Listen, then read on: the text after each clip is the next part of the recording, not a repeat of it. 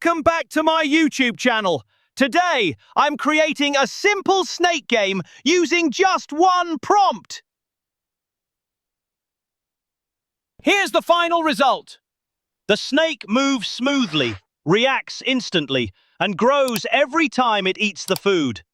The visuals are clean and simple, just like the original classic. So first, I head over to ChatGPT and type my prompt.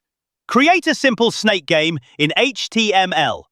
Once I hit enter, ChatGPT instantly starts generating the entire structure of the game for me. You can see it building the game step by step. It creates the layout, the movement system, and the full logic to run the classic snake gameplay. Everything is done automatically. All I have to do is wait a few seconds. Once the code is ready, I simply open the preview. And just like that, the snake game is fully working.